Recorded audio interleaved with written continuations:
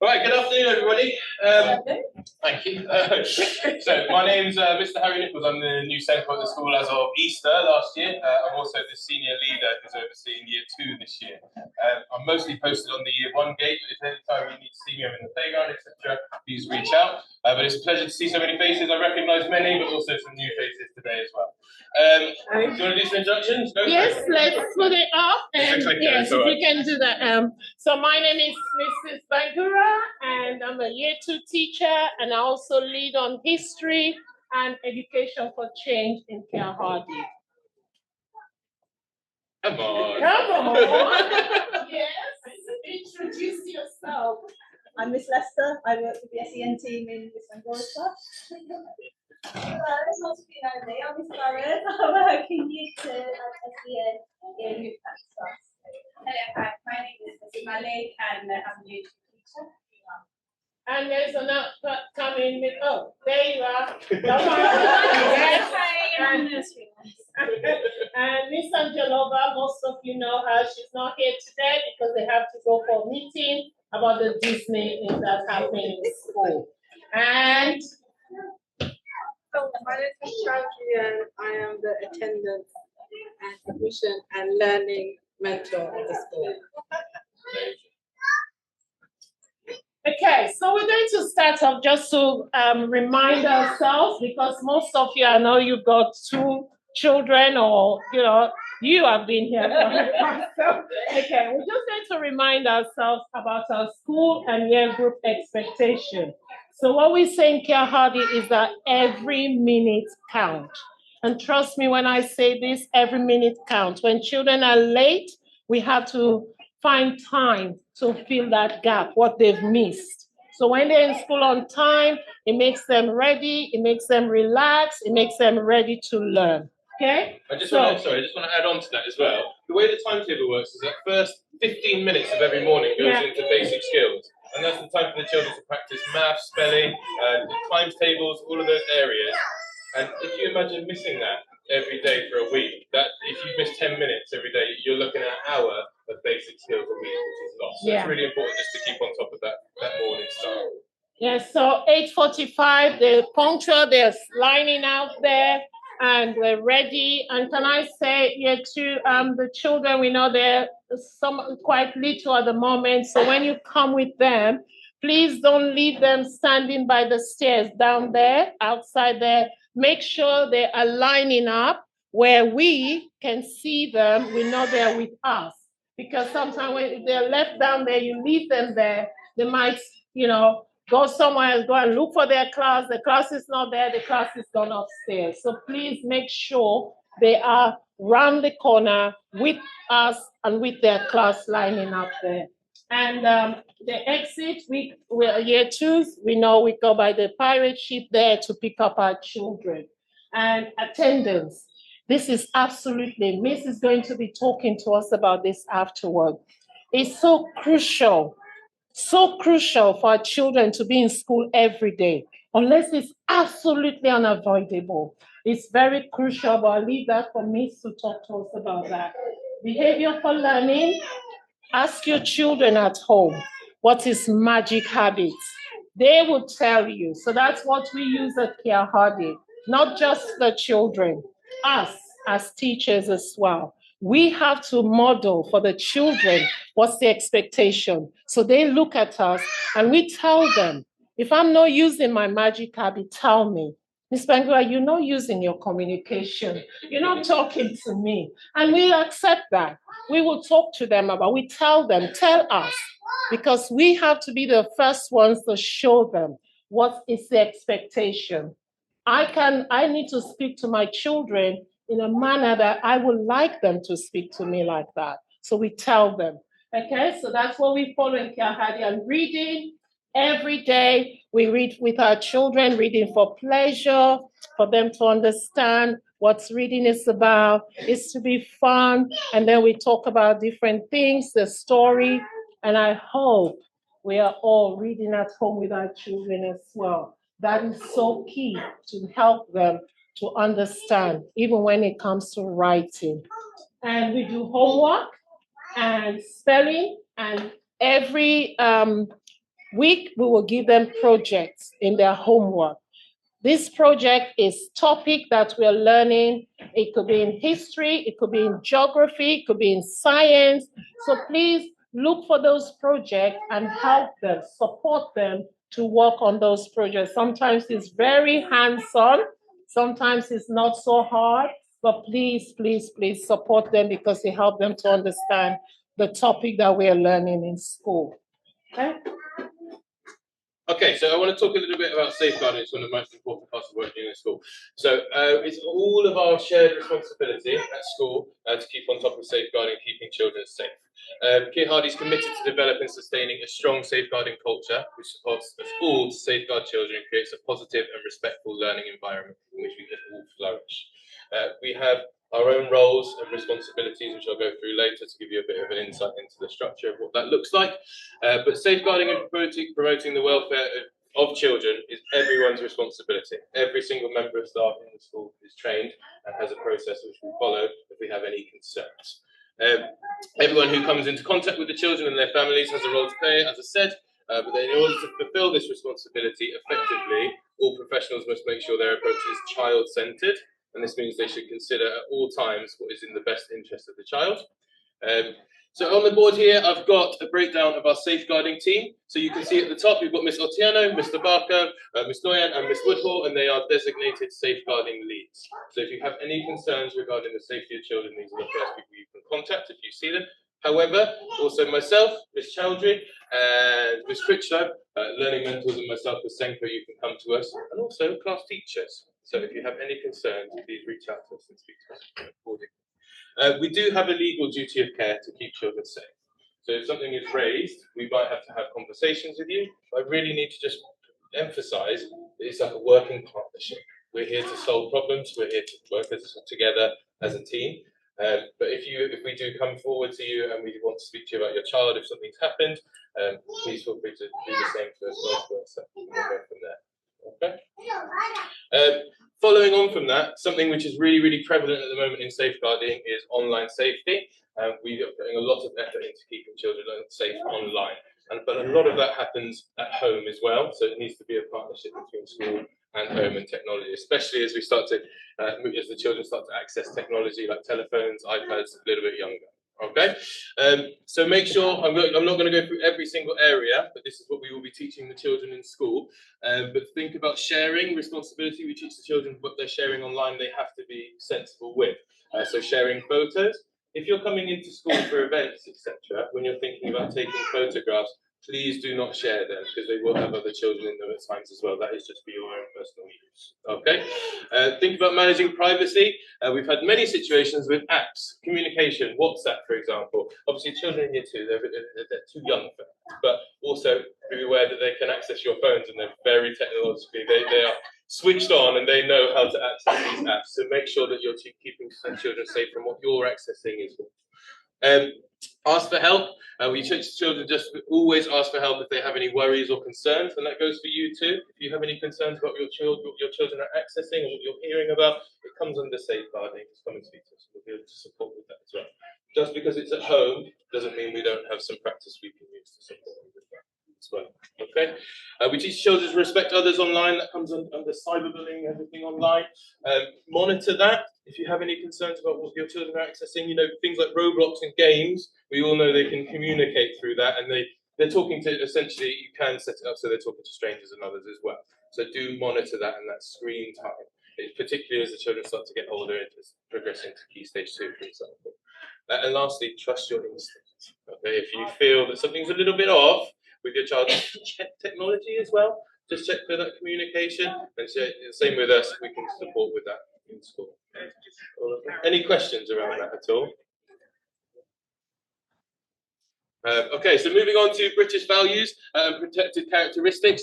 We teach all of the children about British values, all of these areas. So you've got sex, sexual orientation, age, disability, gender reassignment, marriage and civil partnership, pregnancy, maternity, race, religion, and belief. And this is the basis, but we believe British values for all of the children's lives. One key area I want to talk about being Senko is disability. So we've got children all through the school who have a range of disabilities, and sometimes those aren't necessarily visible, So I just want you to be mindful of that, particularly when you think about behaviour of the children. And if you're hearing things from school, please speak to an adult. If one of your children is coming home saying, "Oh, this has happened with this child a couple of times," just have that open communication and conversation with us. Specifically, I like to think about behaviour management. Some children will have different behaviour supports in place to your own child. It just depends, but we'll keep that communication open. Anything else you want to add on protected Yes, characteristics? just on the note of the Yeah. protected characteristics. So we teach in year 2 child appropriate topics what the children should know. And it's mostly to do with themselves, with their friends, with their family, with us. So how you treat others, how you will, what you will say to others. And we talk to them about keeping yourself safe. Somebody will touch you, wrong touches that are not correct, and touches that are obviously it's mommy and daddy, or it's the doctor, so we teach children all of those things that are age appropriate. So please don't look at this and think, okay, we're not going to. We teach them age appropriate thing that they need to understand at this age. Okay.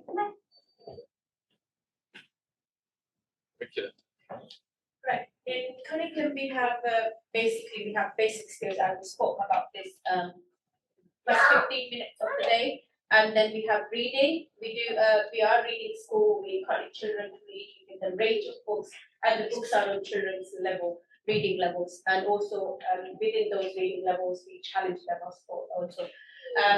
We have English writing, where we have exciting writing. Recently, you might have heard about the book. And there's something happening in the classroom, so we have exciting books, and we encourage children to write. In mathematics, we use lots of resources, and it's tailored to each child. And in science, we explore, we go for visits, which we recently Lebanon visit, which is part of the curriculum across the different subjects. Then we have weekly PE, RE, and PSHE, as we spoke about the protected characteristics. PSHE, within the PSHE, we teach those topics. Other half termly, we have history this half term. Next half term, we will have geography. Similarly, art and design, and we have design and technology. We swap around every half term. And then we have computing and music, which is swap around again, same way. And then drama, mindfulness, and collective worship and British values. In drama, we have half for a term, and then we swap around across the year groups. And mindfulness is something we have every Wednesday. We teach children how to regulate themselves. We teach them different strategies, how they can help themselves when they are feeling low or too excited. In collective worship, we have different topics to discuss, but those are also age appropriate. British values, we have everyday British values written on the board. We do signpost them. For example, if somebody has used, we have used democracy, they voted for something, we say this is how democracy looks like. So they are aware of what are British values, how that works day-to-day life. So that's our pleasure. And then we have learning journey. This is how we follow in foundation subjects. If you look at Keir Hardie, each letter stands for, it has an abbreviation. For K is knowledge harvest, where we assess pupils when they come in from year 1 or starting new topic, we assess them what they already know. And in essentials, we introduce new vocabulary, and there are different ways of introducing new vocabulary. Sometimes it's artifacts, sometimes we just use role plays. In indulge, we have explore. In explore, different kind of activities. It depends on the subject. And then research, we provide children opportunity every half term. Every term we give them project, and then research topics are included in the homework, where they would watch the video. Recently, we get the homework, and then they answer the question, which is very quick and snappy. In knowledge and skills, they apply what knowledge and skills we already know and what they learn new, and then assess them, consolidation. We assess them through different, that's the mini whiteboards, we assess them through that. Where children need help, so we can support them further. And then apply knowledge, which is respond, apply knowledge, apply apply their skills, what they learn, how they're going to use. For example, they learned yesterday they had a basic workshop, the grade 5 like that, and then they're going to apply that understanding and knowledge within their lessons. And then they decide exit point. We give them a few questions linked to those topics just to understand what they understood and what we need to work forward in next year or next term. And then they make links. We have, for example, we have the grade 5 blended a link to across the curriculum. We will give them recount where they use that certain workshop or the visit which they did, and they use that experience in their writing, and then excel and celebrate, and then we celebrate their learning in different ways. Pupils' expectations. We always expect them to try hard. I know they're too young, they're coming from year 1, sometimes they say, I don't know how to do it. We do discourage them, but in a really positive way. For example, we model other children who are completing their task, trying their best. But within that, before we offer those challenges, we look at each child, we give them according to their ability and what they can do.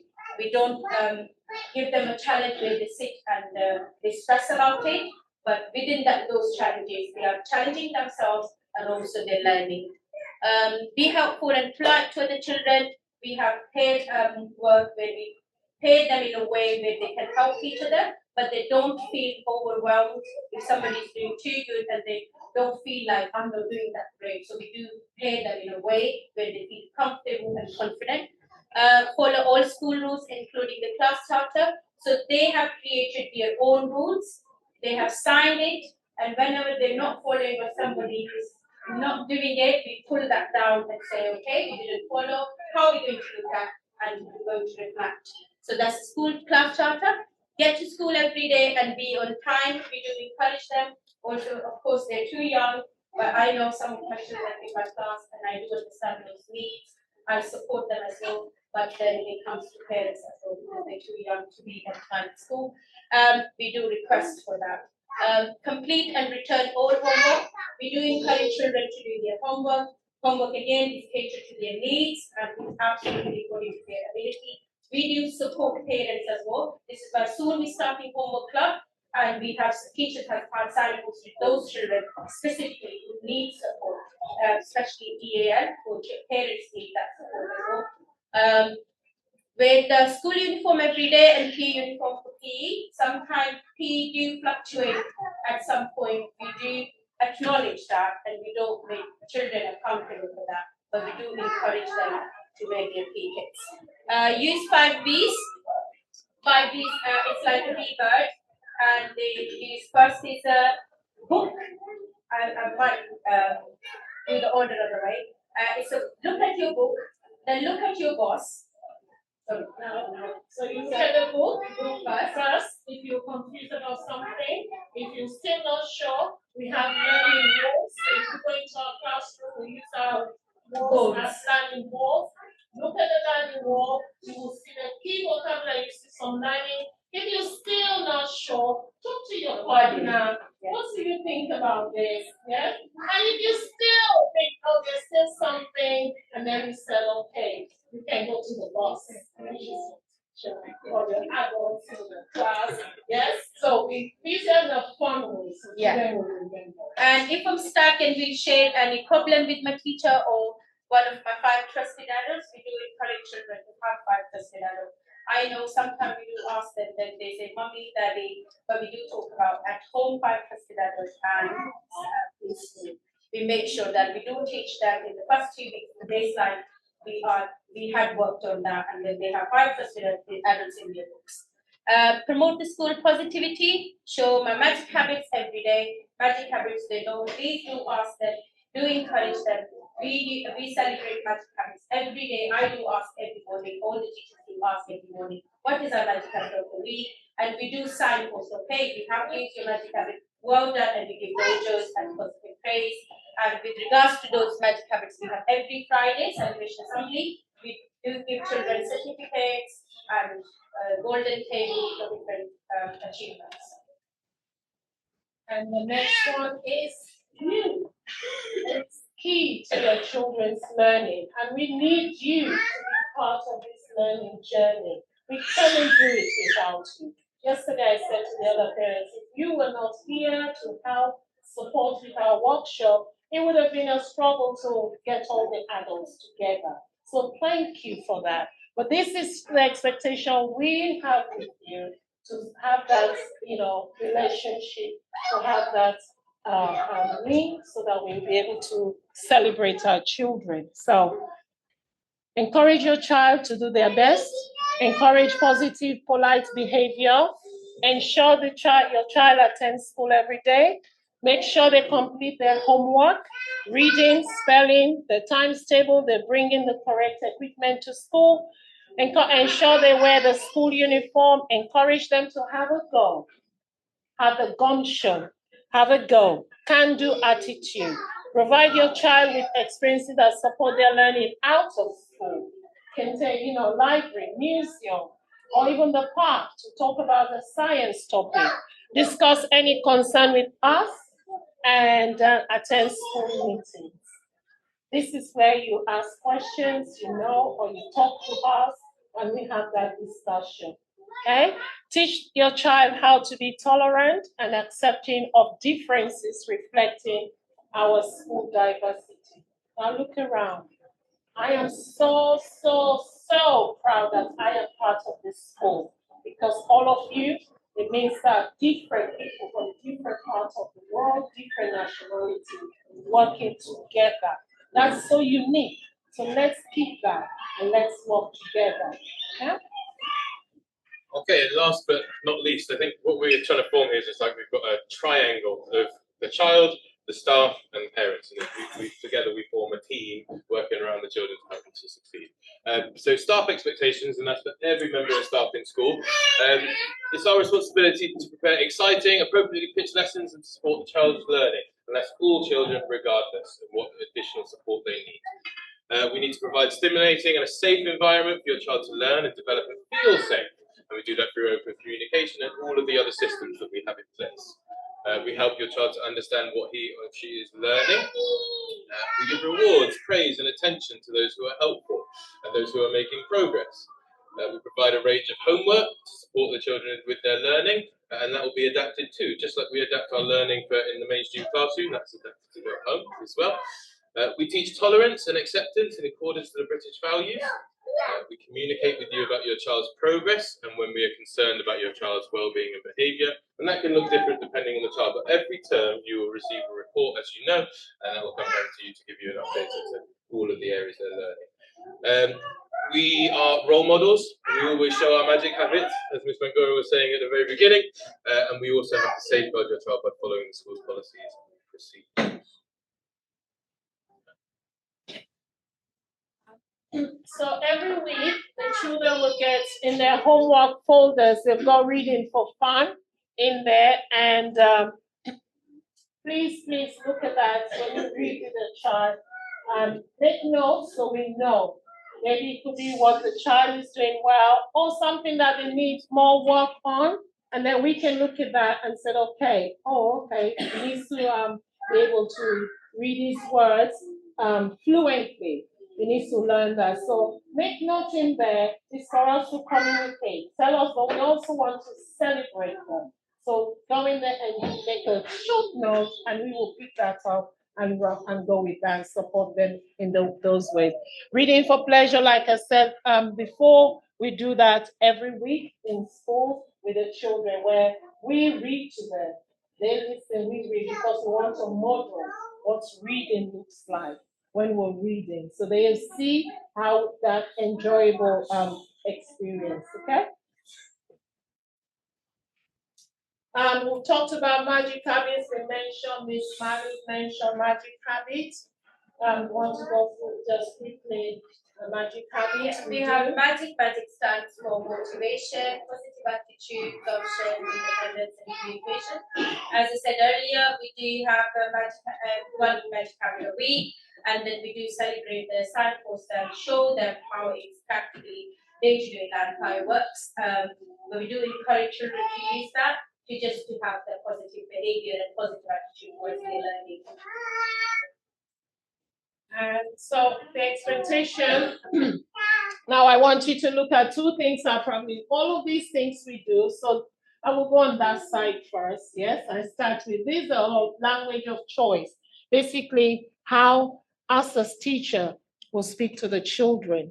So if a child is showing some behavior that's not a good choice, instead of me going, "What are you doing? What do you think you're doing?"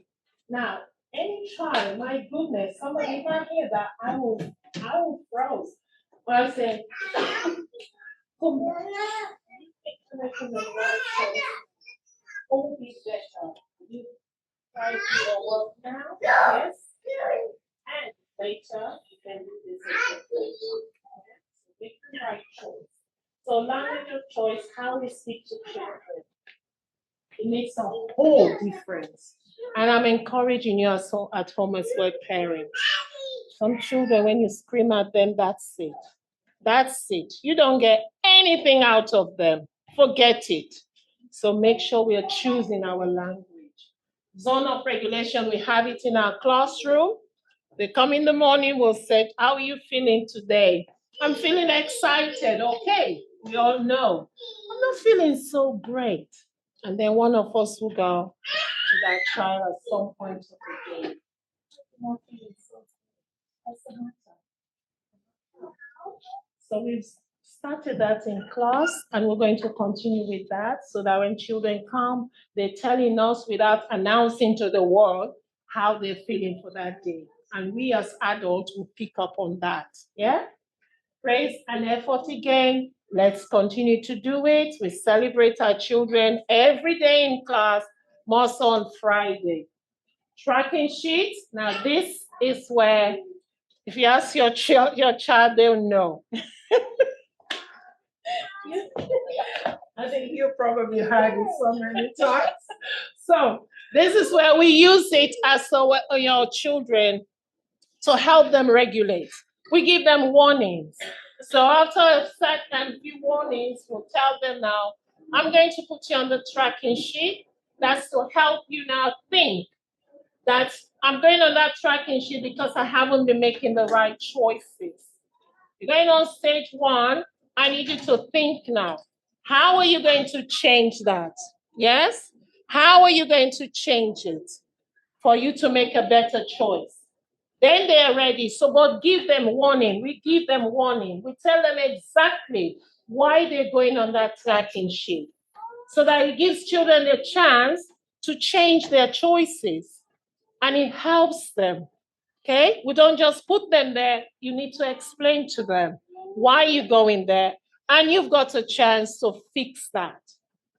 And then reflection. This is when the behaviors really reach a point where we think now, okay, you need a place to reflect. You're going to go with an adult. Now you're going to really reflect on the choices you've made that was not right, that has brought you into this place. They go and reflect, and the adults there, they talk with the adult, they discuss about it, and then they come back, say, okay, now I'm going to take another chance now to make a better choice. Rewards and celebrate, we do that in school, and we are really big on it. If we're telling children that you've made the wrong choice, change your ways, we have to even more so, we celebrate them. We make it loud. We give them rewards. We tell them, we give them certificate. We announce it to the class. So they know that I'm good. I can make good choices. Okay? But then reflect that at home as well. This is our school uniform, what we're expecting in school. Yeah? Okay. Can you go to the next slide? Again, children are in house colors. Oh, can I just say for this, I've not just noticed some of our girls, they come in with gangling earrings. Even though it's not big, can we give them stuff? Because it's quite dangerous. Anything can happen when they're playing. Somebody can mistakenly pull on that. So no dangling earrings. We'll give them stuff instead, please. Yeah. And during the PE, they maybe, even if they don't come with any earrings, that's fine, because it just helps safety for that. And This is more for our upper key stage. Yes, our children are too young to be experiencing that. So, but it's for upper key stage there. And then there's house color and appropriate footwear. Yeah. And these are the ways that we communicate with you, face to face. Sometimes, if you need to speak to us, you tell us in the morning, we can arrange something face to face. We do that. Class dojo and the year group like we're meeting now. Newsletters are going to go out. They've already gone out. Timely newsletters, the school website, and all of these ways, and the reports you will get at the end of the term. Okay? Any question? Okay. Homework, please. I'm appealing to you. The homework we send is to help the children to deepen what they've been learning in school. Don't toss it aside, because when they go home and they do that homework, you wouldn't know, we know how much they take in and how much learning they will do. So when they go home, Otoma, please support them with that. Any question, come back to us. If there's something that you don't understand, because obviously when we were in primary school or secondary, years ago. So if you don't understand something, come back to us. We will always ready to explain to you so that you can support them at home. Yeah? And Okay. now keep going. Yeah. Yeah. Yeah, this is what we stand for. Keep going, sir. Keep going. Keep going. This is coming up. It's very important. Lambon End. It's one of our big visits in year 2. It's coming up in October. You are going to get a letter probably next week.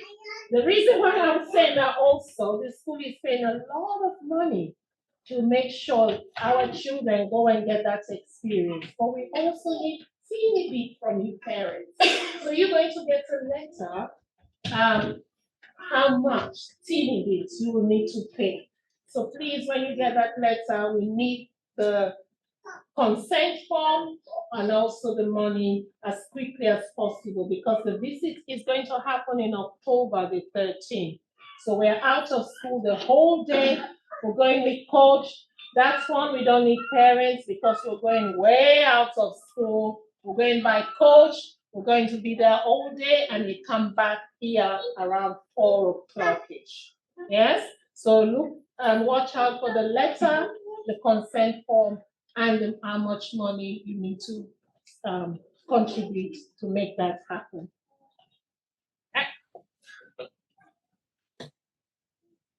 Okay. Yeah. So one thing which we'll put on as a school quite consistently, so we've got leaders throughout the school who focus on different areas of the curriculum, and they'll be running parental workshops. And it'd be really, really beneficial for you to come in to see and understand a little bit more about the curriculum and what we're teaching the children. I'll be running a lot of workshops, particularly around inclusion and SEND and behaviour as well, so please feel free to keep an eye out on those. All of those communications will go out on Class Dojo.